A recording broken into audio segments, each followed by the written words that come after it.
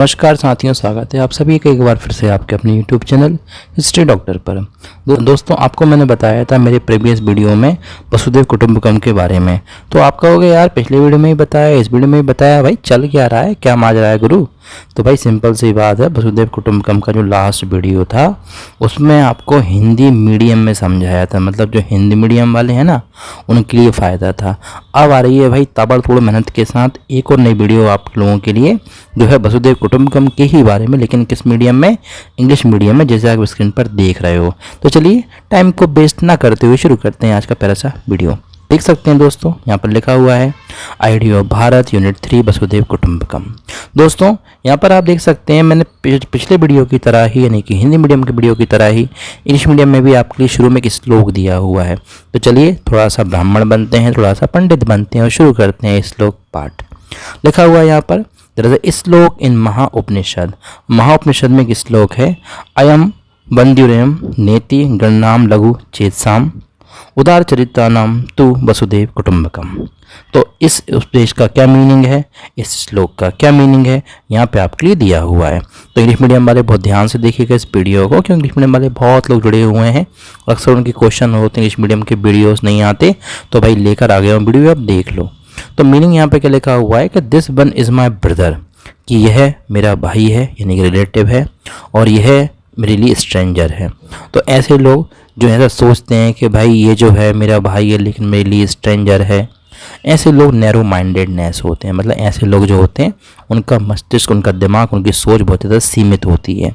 और जो ऐसा सोचते हैं, जो लिबरल कैरेक्टर के होते हैं, वो क्या सोचते हैं कि अरे भाई अपना तो ये सारा जो जहाँ है ना वही फैमिली है, अपना यही सारा कुनबा है। तो दोस्तों ऐसे लोग जो हैं वसुधैव कुटुंबकम की भावना को साकार करते हैं।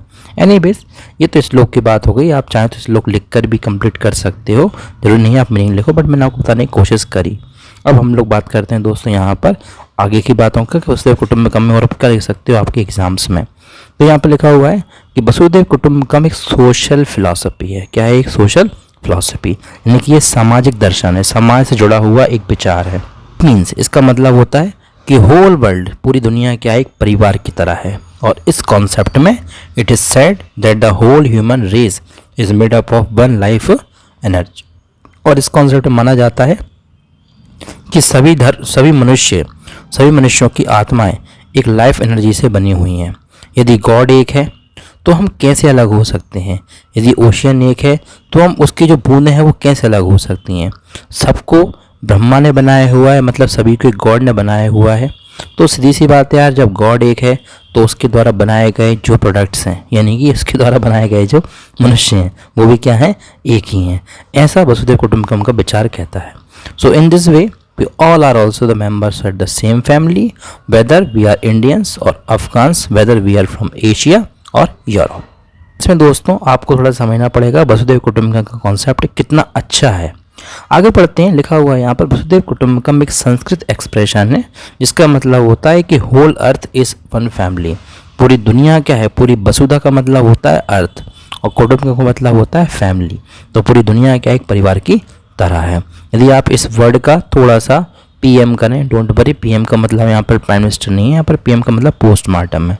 तो यहाँ पर आप इस वर्ड का पोस्टमार्टम करते हैं तो यू विल सी कि 3 शब्दों से मिलकर बना हुआ वसुधैव कुटुंबकम, वसुधा, ईवा और कुटुंबकम।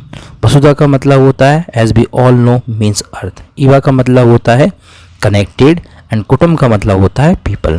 तो वसुधा यानी कि अर्थ जो लोगों को कनेक्ट करे, this is called Vasudhaiva Kutumbakam. This means that the whole earth is just one family. The idea of Vasudhaiva Kutumbakam starts from Hitopadesha. तो हितोपदेश है, उसमें वसुधैव कुटुंबकम का विचार आपके लिए मिलता है।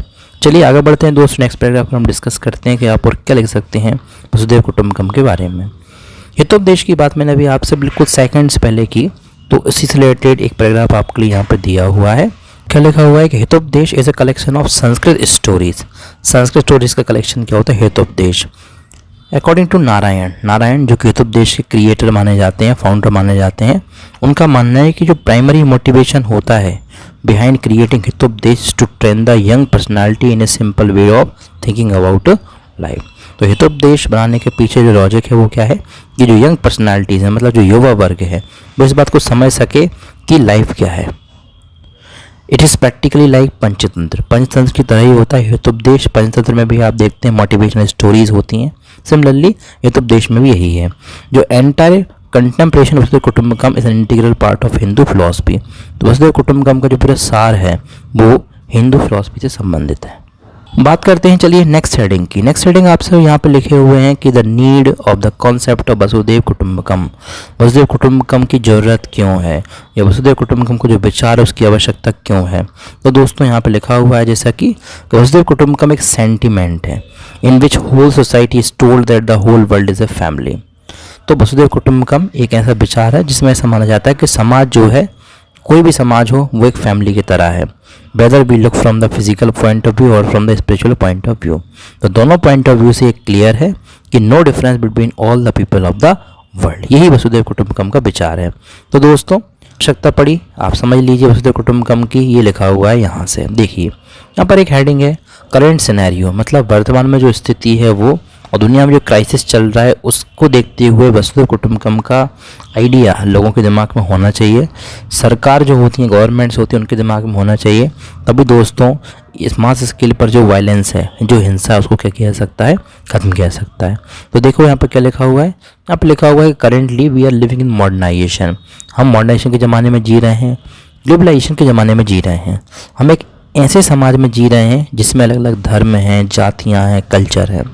तो सीधी सी बात है यार, हम कलयुग में जी रहे हैं, और जैसा कि आप जानते हो कलयुग में कई तरह की प्रॉब्लम्स भी फेस कर रहे हैं लोग, जैसे कि फियर और इनसिक्योरिटी है लोगों को अंदर, इनजस्टिस लोग फेस कर रहे हैं, थेफ्ट की प्रॉब्लम है, हंगर की प्रॉब्लम है, पॉवर्टी की प्रॉब्लम है, एट्रोसिटीज़ हो रही हैं वर्ल्ड वाइड, टेररिज्म है वर्ल्ड वाइड। तो दोस्तों इस तरह की चीज़ें जो हैं, यही तो कलयुग है। तो इस तरह की प्रॉब्लम्स को सॉल्व करने के लिए ज़रूरी है एक कुछ ऐसे विचार लाए जाएं जो इन सब चीज़ों को हटाकर लोगों को एक करने का सोचे। ऑफ कोर्स वसुधैव कुटुंबकम एक ऐसा ही विचार है। आगे लिखा हुआ है mankind is facing huge sociological difficulties. मनुष्य कई तरह की इकोलॉजिकल सोशल डिफ़िकल्टीज आज फेस कर रहा है। We are not fighting for our existence but also a better is going on identity of man. तो दोस्तों आज ये माहौल बन गया है दुनिया भर में कि लोग अपने अस्तित्व की लड़ाई तो लड़ ही रहे हैं, साथ में वो इसलिए लड़ रहे हैं कि भाई वो मनुष्य हैं। तो मतलब एक वॉर चल रही है इसके बीच में, इंसानों के बीच में, कि भाई मैं रहूँगा ज़िंदा या तू रहेगा ज़िंदा। तो ऑब्वियसली प्रॉब्लम्स क्रिएट होंगी। तो रिलेशनशिप जो है वो क्या हो गई है, डिक्रीज़ हो गई है। मतलब जो वैल्यू रिलेशनशिप की वो डिक्रीज़ होती जा रही है। तो जो दोस्तों ज़रूरी है कि दुनिया को कैसा देखना, एक होल वर्ल्ड की तरह देखना, है ना, सो दैट क्या हो, लोग एक दूसरे से डरे ना। इस तरह की जो प्रॉब्लम्स मैंने आपको बताई वर्ल्ड में करेंटली, ये सारी प्रॉब्लम्स भी क्रिएट ना हो। तो दोस्तों आई होप आपको समझ में आया होगा कि वसुधैव कुटुंबकम की नीड क्यों है, ज़रूरत क्यों है, इस तरह की समस्याओं को ख़त्म करने के लिए वसुधैव कुटुंबकम की आवश्यकता है। अब बात करते हैं अगली हेडिंग की। अगली हेडिंग है हमारी कॉल ऑफ द टाइम्स वसुधैव कुटुंबकम, मतलब समय की पुकार या समय की मांग है क्या वसुधैव कुटुंबकम। तो क्या लिखा हुआ है, री establishment of peace in the world. यदि आप शांति को फिर से स्थापित करना चाहते हो वर्ल्ड वाइड तो वसुधैव कुटुंबकम की आवश्यकता जरूर आपके लिए पड़ेगी। नो डाउट लोग जो हैं वो अलग अलग धर्मों के, जातियों के, विचारों के, कल्चरों के हो सकते हैं, और उनकी जो फीलिंग है वो आवश्यक भी है, क्योंकि सीधी सी बात है हर डिफरेंस तो होता ही है।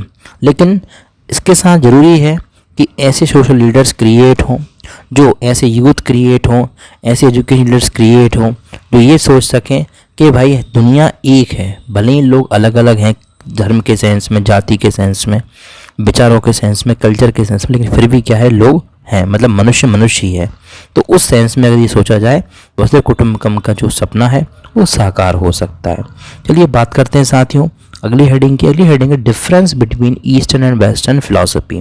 दोस्तों जैसा कि आप जानते हैं ईस्टर्न एंड वेस्टर्न कल्चर जो है इसका बहुत फ़र्क है। वेस्टर्न फिलॉसफी क्या बोलती है अबाउट वसुधैव कुटुंबकम, ईस्टर्न फिलॉसफी क्या बोलती है, जानते हैं इस हेडिंग में।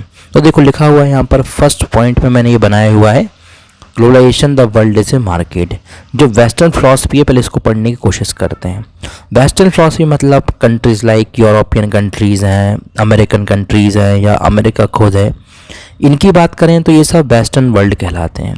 तो इनका मानना है कि दुनिया वसुधैव कुटुंबकम के आधार पर नहीं, दुनिया मार्केट के आधार पर चलती है। मतलब इन्होंने ये माना है कि दुनिया के जितने भी देश हैं वो मार्केट में है, उनमें व्यापार जरूरी है। तो वेस्टर्न व्यू पॉइंट ये बोलता है ग्लोबलाइजेशन का मतलब है कि दुनिया एक मार्केट है, लोग केवल प्रॉफिट की बात करते हैं।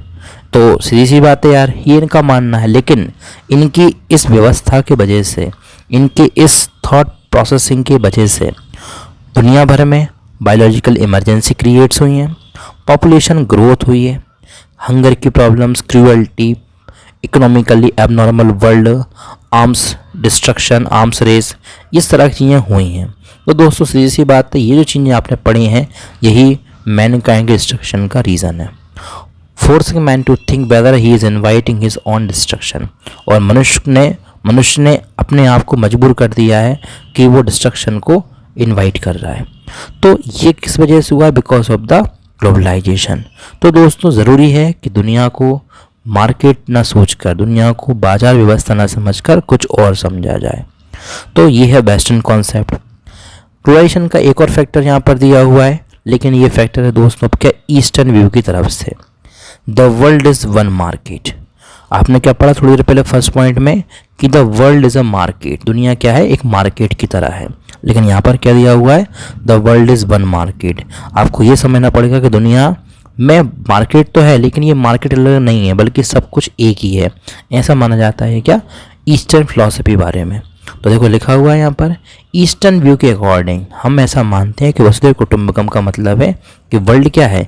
एक फैमिली है। यहाँ पर आप मार्केट कनेक्ट कैसे कर सकते हो? फैमिली से। इसका मतलब पूरा होल वर्ल्ड एक सिंगल फैमिली है, इसलिए ग्लोबल सिटीजनशिप को, हार्मनी को प्रमोट करना ज़रूरी है। तीसरा पॉइंट है दोस्तों यहाँ पर इंडियाज़ रिलेटेड। वसुधैव कुटुंबकम मतलब the world is one family, कि पूरी दुनिया क्या है? एक परिवार की तरह है। तो इंडिया का यहाँ पर नाम लिखा हुआ है कि India that is Bharat has been a messenger of harmony. Bharat past time से ही हार्मनी का एक मैसेंजर रहा है, क्योंकि इंडिया ही एक ऐसा पहला देश था जिसने वसुधैव कुटुंबकम का सपना साकार किया, जिसने दुनिया को वसुधैव कुटुंबकम की धारा में जोड़ा। तो इसलिए दोस्तों भारत के आप जितनी पुराने टैक्स देखेंगे, आप वहाँ पर देखेंगे कि हमने कभी भी सामने से किसी देश पर वॉर नहीं किया। कोई भी धर्म का व्यक्ति, किसी भी देश का व्यक्ति जब भी हमारे देश में आया है, हमारे देश की सरकारों ने, चाहे आप पास्ट टाइम की बात करें, चाहे मिडिवल टाइम की, चाहे प्रेजेंट की, हमने सपोर्ट ही किया हुआ है। तो दोस्तों भारत एक बहुत अच्छा एग्जाम्पल है वसुधैव कुटुंबकम के मैसेज को प्रमोट करने के लिए वर्ल्ड वाइड। तो आई होप आपको इस तरह के डिस्कशन से बहुत कुछ क्लियर हो गया होगा, ऐसा मैं मानता हूँ।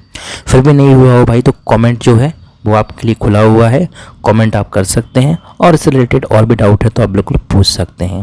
कमेंट जरूर कीजिएगा आपको वीडियो कैसा लगा, और नेक्स्ट वीडियो आप क्या चाहते हैं किस टॉपिक पर, आप वो भी बता सकते हैं। ज़्यादा जानकारी के लिए आप मेरे टेलीग्राम ग्रुप पर जुड़ सकते हैं। टेलीग्राम ग्रुप का मेरा नाम है यहाँ पर @tutorpolish करके आप सर्च करोगे तो आपके लिए टेलीग्राम ग्रुप जो है मिल जाएगा। बाकी डिस्क्रिप्शन बॉक्स में भी लिंक दी हुई है, आप वहाँ से भी ज्वाइन कर सकते हो। तो मिलते हैं जल्दी से नेक्स्ट वीडियो में, मिलते रहिए, जुड़ते रहिए। जय हिंद, जय भारत।